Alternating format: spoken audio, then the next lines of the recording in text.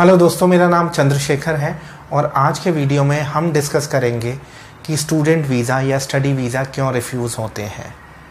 अब देखिए, इस वीडियो में मैं बात करने वाला हूँ इन जनरल सभी कंट्रीज़ के स्टूडेंट वीज़ाज़ की, चाहे वो कनाडा का स्टूडेंट वीज़ा हो, ऑस्ट्रेलिया का स्टूडेंट वीज़ा हो, यूके का स्टूडेंट वीज़ा हो या यूरोप का स्टूडेंट वीज़ा हो।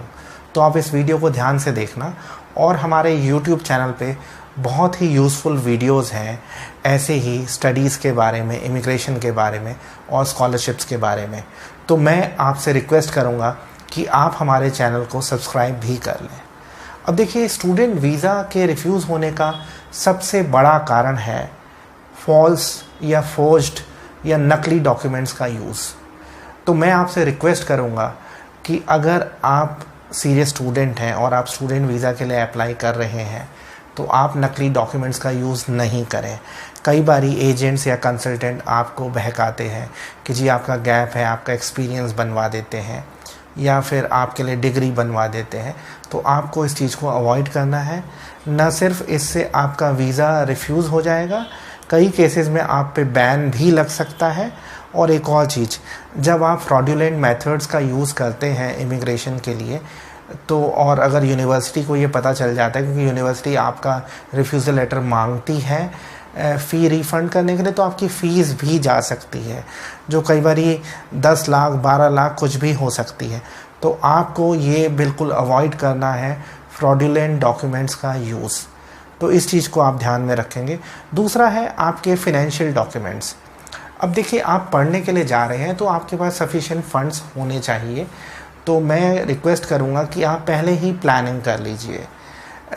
अगर आपको लोन लेना है तो लोन के लिए अप्लाई कर लीजिए और जो आपके स्पॉन्सर हैं उनसे बातचीत कर लीजिए, क्योंकि आपके स्पॉन्सर जो आपकी पढ़ाई को स्पॉन्सर कर रहे हैं यानी आपके पेरेंट्स, तो उनके डॉक्यूमेंट्स पूरे होने चाहिए। जैसे इनकम टैक्स रिटर्न चाहिए तो वो होना चाहिए, या फिर बैंक स्टेटमेंट होनी चाहिए। और जो मनी जो है वो एक्सप्लेन होना चाहिए कि वो कहाँ से आ रही है। मतलब ऐसा नहीं हो कि आपने किसी से पैसे उठा के डलवा दिए अकाउंट में। और हर कंट्री का अपना रूल है कि कितने टाइम तक आपके अकाउंट में पैसे रहने चाहिए। फॉर एग्ज़ाम्पल, यूके में आपके अकाउंट में पैसे कम से कम 28 दिन तक होने चाहिए। और ऐसे ही कनाडा में जीआईसी की ज़रूरत पड़ती है।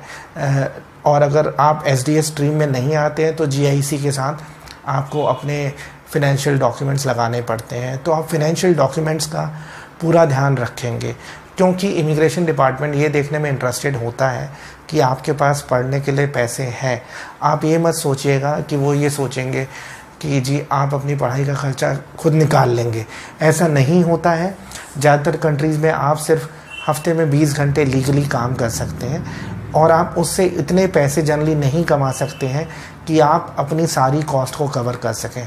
हाँ, थोड़ा बहुत आपका लिविंग एक्सपेंसेस निकल सकता है, लेकिन आप सोचें कि पूरा का पूरा कवर हो जाएगा तो पॉसिबल नहीं। फॉर एग्जांपल, अगर हम ऑस्ट्रेलिया की करें, ऑस्ट्रेलिया में साल की फ़ीस 12 से 15 लाख रुपए होती है ऑन एन एवरेज। उसके अलावा आपको 7-8 लाख रुपए साल के चाहिए। तो क्या आप 20 लाख रुपए कमा सकते हैं हर साल? ये थोड़ा सा आपको सोचना चाहिए, क्योंकि ये इतना आसान नहीं है जितना आप सोच रहे हैं। दूसरा है एकेडमिक प्रोग्राम जो आप चुनते हैं। अब फॉर एग्ज़ाम्पल, आपने अगर साइंस पढ़ा है तो आप कुछ ऐसा कोर्स चुनिए जो साइंस से रिलेटेड हो, या फिर आप स्टेटमेंट ऑफ पर्पस में जस्टिफाई करिए कि आप ये कोर्स क्यों चुन रहे हैं। ऐसा कोर्स अवॉइड करिए जो आपके एकेडमिक बैकग्राउंड या आपके वर्क एक्सपीरियंस से नहीं मैच करता हो, क्योंकि उससे लगता है कि आपका कोई सीरियस स्टडी प्लान नहीं है। और वीज़ा रिफ्यूज़ होने का एक कारण ये भी है कि लोगों के स्टडी प्लान नहीं होते हैं। वो ऐसा कोर्स पिक कर लेते हैं जो एजेंट उनको बताता है। तो ये बहुत यूज़फुल नहीं है। आप ये देखिए कि आप कौन सा ऐसा कोर्स चूज़ करें जो आपके पिछली स्टडीज़ से मैच करता हो। फॉर एग्ज़ाम्पल, आपने 12th में अगर पॉलिटिकल साइंस पढ़ी है तो मैं कहूँगा जैसे आप international relations, human rights, social science, ऐसा कोई कोर्स ले लीजिए। अगर आपने मैथ्स के साथ फिज़िक्स केमिस्ट्री पढ़ी है तो शायद इंजीनियरिंग, या फिर आपको अगर फिज़िक्स में इंटरेस्ट है तो फिज़िक्स। अगर बायोलॉजी पढ़ी है तो माइक्रोबायोलॉजी, नर्सिंग, वेटनरी साइंसेस। तो ऐसे बहुत सारे ऑप्शंस हैं। इस पे हम एक अलग से वीडियो करेंगे। दूसरा, आपको आपकी यूनिवर्सिटी के बारे में रिसर्च कर लेनी चाहिए। आपके कई बार होता क्या है, खासकर यूरोपियन कंट्रीज़ में आपका इंटरव्यू होता है तो आपको पूछा जाता है जी आपकी यूनिवर्सिटी से आपका हॉस्टल का क्या डिस्टेंस है। तो ऐसे सवालों का जवाब आप देने के लिए तैयार रहें। उसके अलावा आइल्स का आपका स्कोर या फिर कोई और अंग्रेज़ी के टेस्ट का स्कोर, अब जैसे कनाडा में अगर आपका आइल्स स्कोर 6 से ज़्यादा है सभी मतलब सेक्शंस में, तो उससे क्या चीज़ होता है, आप एसडीएस स्ट्रीम के लिए एलिजिबल हो जाते हैं, जिसमें आपको कम डॉक्यूमेंट्स की रिक्वायरमेंट पड़ती है। तो अंग्रेज़ी पे भी काम करते रहिए, ये बहुत ज़्यादा ज़रूरी है। इसके अलावा आपसे कई बार ये पूछा जाता है टेलीफोनिक इंटरव्यू में कि जी आपने ऑस्ट्रेलिया ही क्यों चुना या आपने यूके ही क्यों चुना, तो आपको उसको जस्टिफाई करने के लिए भी तैयार रहना पड़ेगा। कई बार आपसे पूछा जाएगा कि आपका पढ़ाई के बाद क्या प्लान है, तो उस पर भी रिसर्च कर लीजिए। हाँ, डॉक्यूमेंट्स को पूरा कर लीजिए। देखिए क्या चीज़ है, हर कंट्री की एक चेकलिस्ट होती है, तो उस पर सीरियसली आप नज़र मारिए। और मैं कहूँगा कोई भी डॉक्यूमेंट में कमी मत छोड़िए, क्योंकि डॉक्यूमेंट का ना होना भी वीज़ा रिफ्यूज़ल का एक कारण हो सकता है। उसके अलावा आपकी अगर एकेडमिक परफॉर्मेंस सही नहीं है, आपकी परसेंटेज सही नहीं है, तो वो भी वीज़ा रिफ्यूज़ल का एक कारण हो सकता है। तो आप ये कोशिश रखिए कि आपकी एकेडमिक परफॉर्मेंस अच्छी हो। अब हाँ, कई बार ये बोला जाता है कि गैप की वजह से वीज़ा रिफ्यूज़ होता है। नहीं, ऐसा नहीं होता। मैंने बहुत ऑनलाइन रिसर्च की, सिर्फ गैप की वजह से वीज़ा रिफ्यूज़ नहीं होता।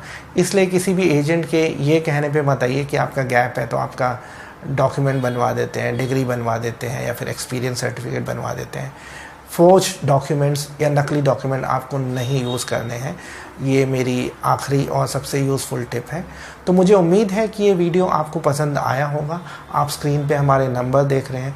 अगर आपके कोई सवाल हैं पढ़ने के बारे में या स्कॉलरशिप्स के बारे में या इमिग्रेशन के बारे में, तो आप हमसे व्हाट्सएप करके या कॉल करके पूछ सकते हैं। वीडियो देखने के लिए धन्यवाद।